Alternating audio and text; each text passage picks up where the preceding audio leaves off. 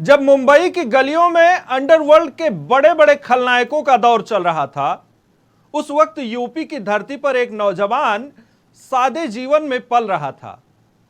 हिंदुस्तान की financial capital Mumbai underworld का epicentre बनी हुई थी। उस वक्त लखनऊ यूनिवर्सिटी में लॉ की पढ़ाई करने वाला एक छात्र उज्जवल भविष्य का सपना देख रहा था। वो अफसर बनकर देश सेवा करना चाहता था। पिता भी चाहते थे कि पढ़ लिखकर बेटा एक कामयाब इंसान बन जाए। लखनऊ यूनिवर्सिटी में पढ़ते हुए वो आईपीएस बनने के सपने संजो रहा था, लेकिन क्या पता था कि मुकद्दर एक दिन जुर्म और आतंक की दुनिया का सिकंदर बना देगा। वक्त और हालात ने उसे क्राइम की काली दुनिया का ऐसा कातिल किरदार बनाया जिसका नाम सुनते ही बड़े बड़े डॉन का भी दिल दलबला जाता था। दुश्मन देश पाकिस्तान उसका नाम सुनते ही कांप उठता था। जिसने उसके साथ दोस्ती की वह रातों रात शोहरत और कामयाबी की बुलंदियों तक पहुंच गया। लेकिन जब उससे दुश्मनी हुई तो देश के सबसे बड़े डॉन दाऊद इब्राहिम को भी अंडरवर्ल्ड की पूरी सल्तनत छोड़कर हिंदुस्तान से भागना पड़ा। देश के भीतर छोटे माफिया उसकी आहट भर से बिल में दुबक जाया करते थे। एक जमाना था जब पूर्वांचल से लेकर उत्तरांचल और पश्चिमी उत्तर प्रदेश से लेकर बुंदेलखंड के बीहड़ों में बम और बारूदों की गूंज सुनाई देती थी।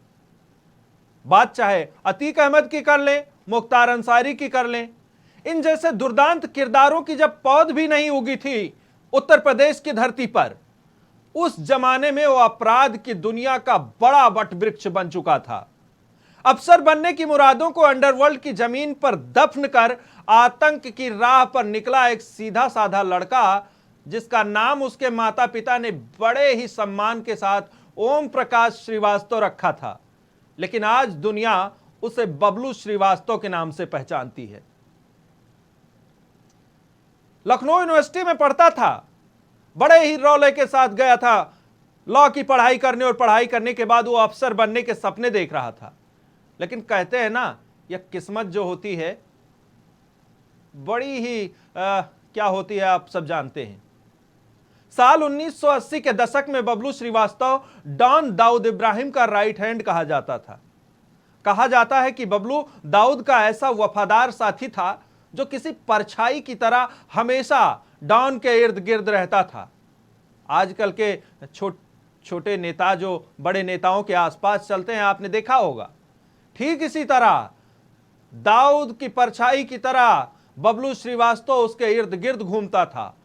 और दाऊद की तरफ उस वक्त जो भी बुरी नजरें उठती थी, बबलू श्रीवास्तव हमेशा के लिए उसे बंद कर दिया करता था। लेकिन एक समय के बाद दाऊद और बबलू श्रीवास्तव के बीच दुश्मनी की ऐसी नींव पड़ी कि पूरी मुंबई और अंडरवर्ल्ड की दुनिया ही बदल गई। लेकिन अब आप पूछेंगे कि कैसे देश सेवा की मनोकामना लिए एक होनहार छात्र दाऊद जैसे गुनहगार की सरपरस्ती में आतंकी किरदार बन गया। कैसे पाकिस्तान में बैठे भारत के दुश्मन हाफिज सईद की हवा निकाल दी। कैसे लूट, फिरौती, हत्या और अपहरण उसके लिए बाएं हाथ का खेल बन गया। वो जिसको चाहता था चुटकियों में मसल दिया करता था। वो जिसको चाहता था 4 अपने लौंडे भेज के अपहरण करवा लेता था और फिर करोड़ों की मांग कर देता था। और पैसा दिए तो दिए, नहीं दिए तो फिर क्या हश्र करता था। ये कई उसके ऐतिहासिक घटनाओं, कई थानों में उसके रजिस्टर बंद हैं अभी भी। दुनिया उसे किडनैपिंग किंग बबलू श्रीवास्तव के नाम से जानने लगी थी।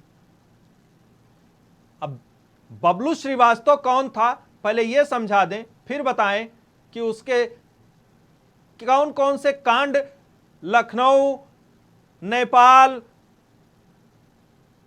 पाकिस्तान, महाराष्ट्र, दिल्ली और यही नहीं, भारत की सरहद के बाहर भी वो जहां जाता था रौले से कहता था बबलू श्रीवास्तव नाम है मेरा, और अगर दुश्मनी की तो कल उठा लेंगे, और उठा लेता था। और यही नहीं, जितने बड़े व्यापारी थे हिंदुस्तान के जो अपने आप को बड़का टाइकून समझते थे, उसकी नजर में आते ही या तो उसका लड़का उठा लिया जाता था या फिर उसके गुर्गे सीधे उस व्यापारी को उठा लेते थे और फिर करोड़ों की बोरा भर भर के पैसा मांगा जाता था। और पुलिस, जो कि डॉन दाऊद इब्राहिम का हाथ था उसके पीठ पर, तो वो तो किसी दगाए घोड़े की तरह छुट्टा घूमता था, जहां चाहता लात मारता, जहां चाहता शांत खड़ा रहता। उत्तर प्रदेश के गाजीपुर जिले के आमघाट कॉलोनी में उसके पिताजी स्कूल प्रिंसिपल थे, विश्वनाथ प्रताप श्रीवास्तव नाम था, और बड़ा भाई भला था। बड़ा भाई सेना में अधिकारी रैंक पर था, जबकि छोटा बेटा ओम प्रकाश श्रीवास्तव भी चाहता था कि पढ़ लिखकर वो काबिल इंसान बन जाए। बचपन से ही बबलू श्रीवास्तव प्रतिभा का बहुत धनी था। लखनऊ यूनिवर्सिटी से लॉ की पढ़ाई की, लेकिन स्कूल टाइम पर ही उसके साथ ऐसी घटना घटी कि पूरी जिंदगी का सत्यानाश हो गया। और जब जिंदगी का सत्यानाश हुआ तो कामयाब इंसान बनने की मुरादें पाले जब युवक टूटता है ना, तो कहते हैं वो बारूद बनता है जिसके विस्फोट होने से पूरे पूरे शहर जल जाते हैं। और यहां शहर नहीं, कई देश के नाक में दम कर दिया बबलू श्रीवास्तव ने।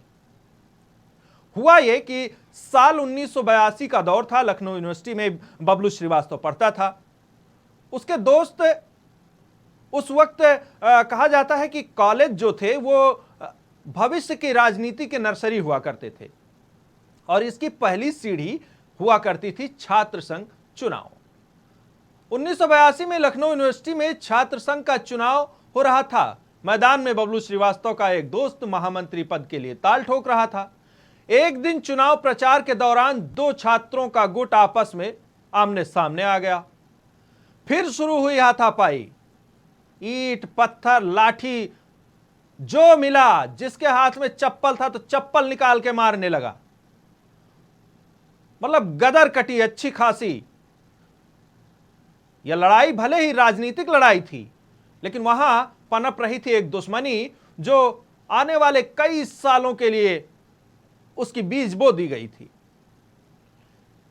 इसी लड़ाई में एक छात्र ने दूसरे छात्र को चाकू मारा। चाकू से हमला किया तो इल्जाम सबको छोड़ के बबलू श्रीवास्तव पर आया। दरअसल जो जो उस लड़ाई में शामिल थे सब भाग गए। बबलू श्रीवास्तव बेचारा पकड़ा गया। पकड़े जाने के बाद फिर यहां से असली खेल शुरू हुआ। वो चला गया जेल। जेल से जब लौट कर आया तो उसके पिताजी काफी गुस्सा हुए, लेकिन पिताजी को मनाने के बाद वो बोला कि नहीं पिताजी, हम पढ़ेंगे और पढ़ लिख के हम अफसर बनेंगे। अफसर बनने के बाद देश सेवा करेंगे और हम कामयाब इंसान बनेंगे। लेकिन तकदीर जो थी, तकदीर में उसके हाथों की जो लकीरें हैं ना, इन लकीरों में किताबों की जगह वो कट्टे जब लिखे थे तो कहते हैं ना, किस्मत का लिखा नहीं टाला जा सकता। इंसान कुछ भी कोशिश कर ले, लेकिन जब किस्मत आगे आगे चलती है तब आप जितना मर्जी जो मर्जी कर लें, कुछ नहीं कर पाएंगे। जब लिखा था साथ दाऊद इब्राहिम के साथ बड़े बड़े घटनाओं को अंजाम देने का, तो फिर कलम कैसे चलाता किसी सरकारी ऑफिस में बैठ के। यही हुआ। उस वक्त लखनऊ का एक माफिया हुआ करता था, अरुण शंकर शुक्ला। अन्ना अन्ना लोग कहते थे उसको। अन्ना था खतरनाक, और साथ ही सीतापुर के एक, क्या नाम था इनका, राम गोपाल मिश्रा, वो भी माफिया। दोनों के बीच आए दिन कोई उनको गोली मारता, कोई उनको गोली मारता, दोनों के बीच चलती रहती थी। और ये लड़ाई कोई एक दिन की नहीं थी, बहुत पुरानी लड़ाई थी। हुआ यह कि जब दूसरी घटना यह है कि लखनऊ के ही एक साहब थे तो जब पहली बार जेल गया था बबलू श्रीवास्तव, तो उसके पिताजी बोले कि भैया आप पढ़ लिख लो और लखनऊ यूनिवर्सिटी में इस राजनीति से अलग हो जाओ। तो अलग होने के बाद वो बोला अब पढ़ाई करेंगे पिताजी। अब तो एकदम वो 3 इडियट का वो फरहान बन गया लड़का, चल दिया। बोला अब आईएएस बनेंगे। सीना ठोक के उसके जज्बात जगे और बोला कि अब लाइए किताबी कीड़ा बनते हैं और अब आईएएस बन के दिखाएंगे। इसी लखनऊ में तैयारी करने लगा।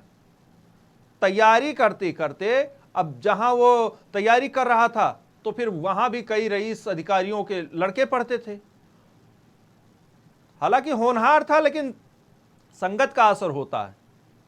संगत हो गई आईएएस के लड़कों के साथ। अब एक दिन जाना था सीतापुर, कोई पार्टी थी, पैसा किसी के पास नहीं था। वो भले अधिकारी के लड़के थे, लेकिन अधिकारी भी होते हैं होशियार, बच्चों को बहुत पैसे नहीं देते। उसी में से एक लड़का बोला कि चलो घर पे चोरी करते हैं। वो गया अपने घर चोरी करने। घर में रखी पुरानी स्कूटर लाके कबाड़ी को बेच देता है। 7 लड़के थे साथ में, 7 को सीतापुर जाना था। 7 ने स्कूटर चुराया, एक कबाड़ी के हाथों बेचा, और जो पैसा मिला उसके बाद जो रंग कटाना वो बाद में बताएंगे। पहले हुआ ये कि जब आईएएस साहब बगल के जिले के जिलाधिकारी थे, वो घर पे आए, उनको पता चला कि स्कूटर चोरी हुआ, तो भाई रसूख तो था ही। तो उसी रसूख के दम पर पूरे शहर में छानबीन होने लगी। जब छानबीन हुई तो पता चला कि एक कबाड़ी के यहां स्कूटर खड़ा है, अभी कटा नहीं है। तो उस स्कूटर को बरामद करने के बाद जब पूछताछ होने लगी तो कबाड़ी ने कहा कि 7 लड़के आए थे और 7 ये स्कूटर बेच के गए हैं। 7 जब स्कूटर बेच के गए हैं तो और उसमें एक लड़का आपका भी था। उसने धीरे से बता दिया। अब जो आईएएस साहब थे उनके सामने दोहरी समस्या, लेकिन अब अधिकारी जज्बाती होते ही हैं, लिखा दिया मुकदमा। अब उन 7 लड़कों में एक बबलू श्रीवास्तव भी था। अब यहां काम आता है पावर। चूंकि बाकी जो थे, किसी के पिताजी आईएएस थे तो किसी के पिताजी आईपीएस थे, बच गया। लेकिन बबलू फिर जेल चला गया। बबलू जब जेल गया स्कूटर चोरी में, कुछ दिन बाद छूटा तो, लेकिन उसकी जिंदगी के उजले पन्नों पर ऐसा दाग लगा था कि हजरतगंज से लेकर और चिनाहट, मटियारी, कमता, उधर काकोरी तक जितनी स्कूटर चोरी होती थी, सीतापुर रोड पर भी और कृष्णा नगर में भी, सबसे पहले बबलू श्रीवास्तव पकड़ा जाता था और सबसे पहले जेल में डाल दिया जाता था। मतलब पहली चोरी में ना शामिल होते हुए भी वो एक बड़ा शातिर चोर बन गया था पुलिस के रिकॉर्ड में। अब हुआ ये कि एक दिन उसके परिवार वाले परेशान हुए और उसकी मां ने बोला कि बेटा तुम क्या कर रहा है, क्या कमी है घर पे? तेरे पिताजी कमा तो रहे हैं, पैसे आ तो रहे हैं घर में, तेरा जेब खर्च तो चल रहा है, क्यों चोरी करता है तू?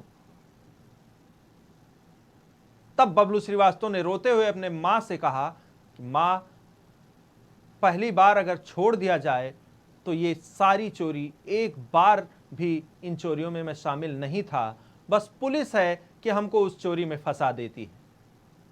और आए दिन आसपास जो भी घटना होता था सबसे पहले बबलू श्रीवास्तव पकड़ा जाता था। इस बात से परेशान होकर उसकी मां उसको सीतापुर लेके चली गई। वही जो नाम बताए थे, राम गोपाल मिश्रा, अपने आप में बाहुबली, 2-4 शूटर उनके साथ, जिसको चाहे उठा लें, जिससे चाहे फिरौती कर लें, जमीन हड़प लें।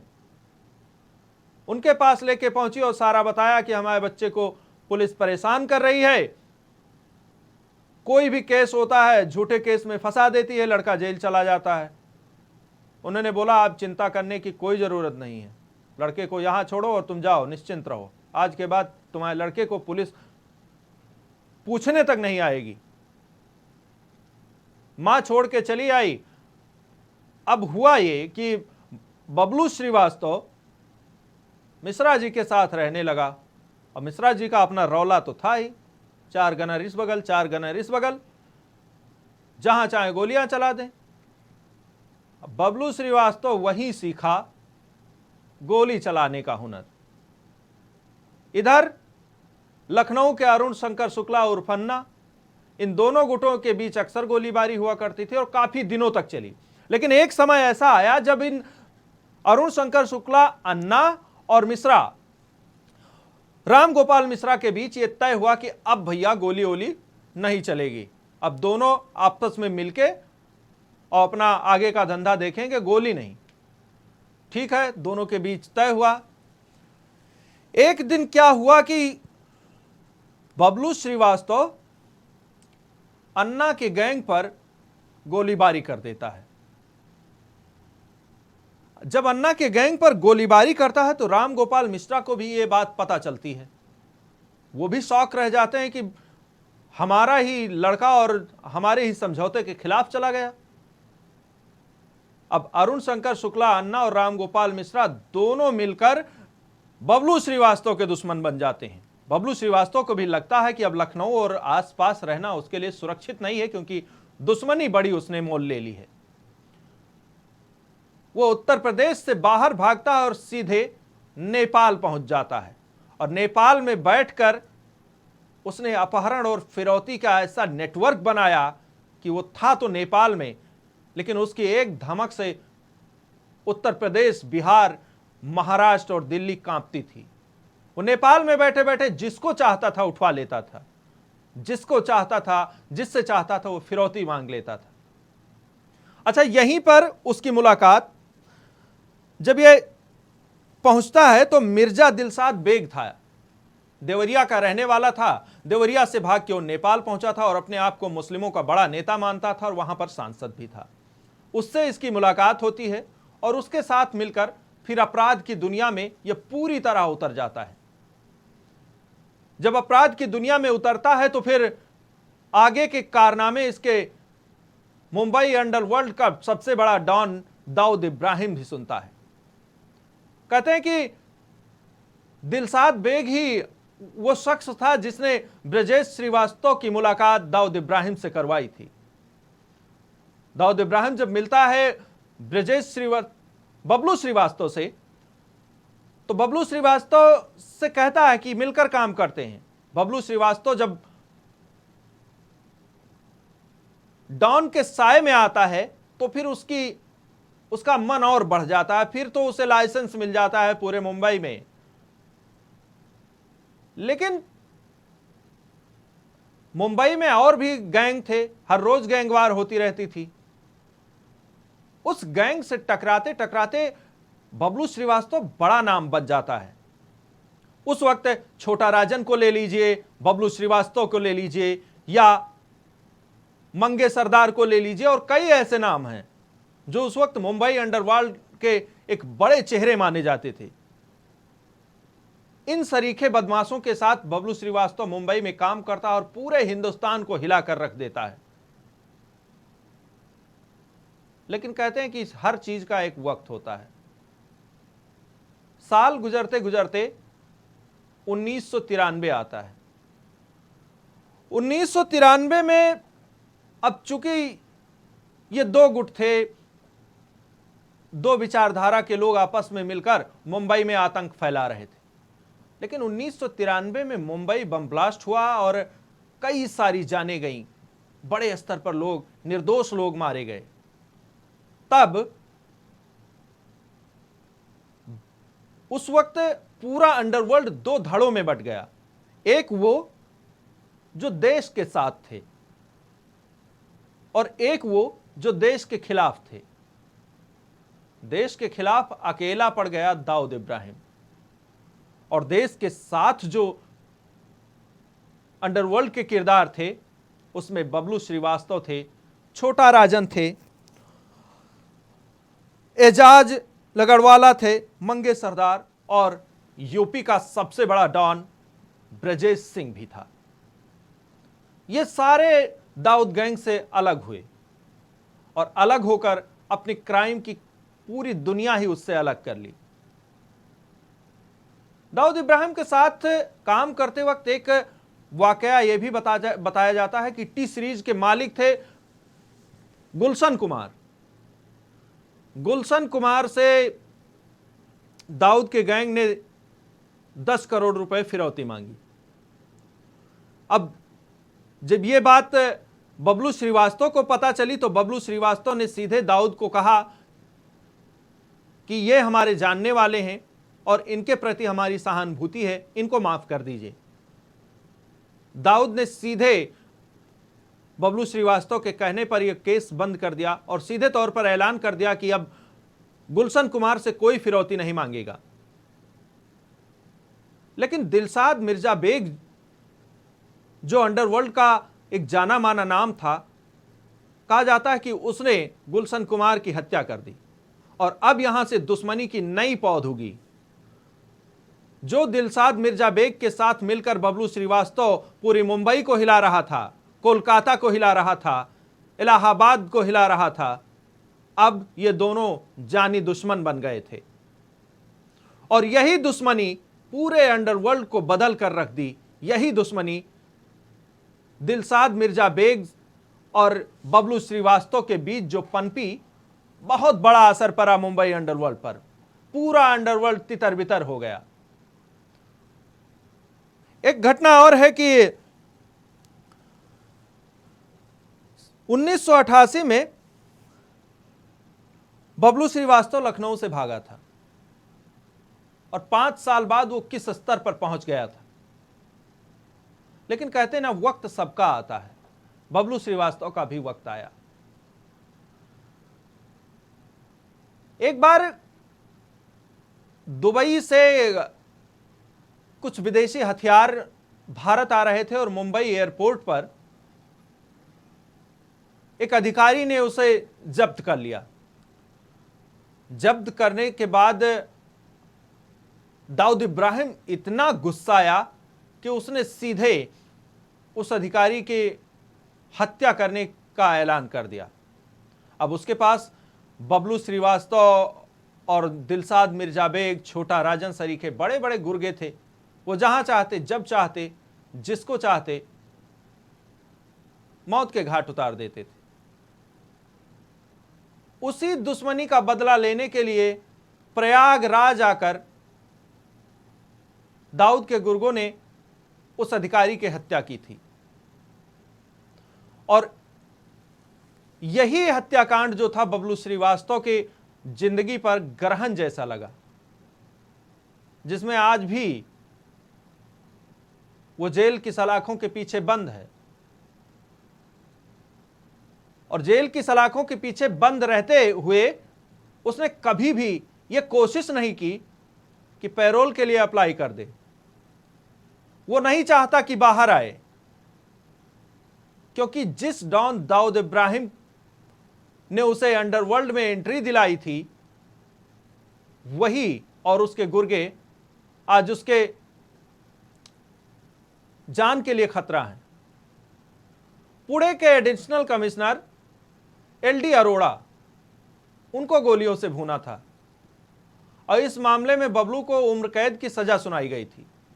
लेकिन बबलू पुलिस के हाथ नहीं आ रहा था। कई सालों तक पुलिस उसको तलाशती रही और आखिरकार उसे मॉरिशस से गिरफ्तार कर भारत लाया गया। उस पर 60 से ज्यादा मामले दर्ज थे। पुलिस अधिकारी के हत्या के आरोप में उसको पहले ही उम्र कैद की सजा मिल चुकी थी और 1999 में बबलू श्रीवास्तव बरेली जेल में बंद कर दिया गया था। लेकिन जिस शहर में बबलू श्रीवास्तव गया, जहां गया, उसके अपराध की निशानियां आज भी बरकरार हैं। आज भी उस निरीह परिवारों की चीखें बरकरार हैं जिस पर जुल्म की अति कर दी बबलू श्रीवास्तव और उसके सरीखे जितने भी नेता थे। एक घटना और है। पाकिस्तान में भारत के सबसे बड़े दुश्मन हाफिज सईद के घर पर बम से हमला होता है। उस वक्त घर में सिर्फ 3 लोग थे, तीनों मारे जाते हैं। अब पाकिस्तान सरकार इस बमबारी की जांच करती है और यह पता लगाने में जुटती है कि दरअसल इस बमबारी के पीछे कौन से गैंग का हाथ था। तारीख थी 29 जून 2021। 29 जून 2021 को जब यह हमला होता है, तो जब जांच होती है तो पता चलता है कि इस हमले के पीछे हिंदुस्तान का एक डॉन है बबलू श्रीवास्तव, जिसकी गैंग ने मिलकर पाकिस्तान में यह धमाका किया है। और यह धमाका सिर्फ इसलिए किया गया है कि भारत का सबसे बड़ा दुश्मन हाफिज सईद मारा जाए।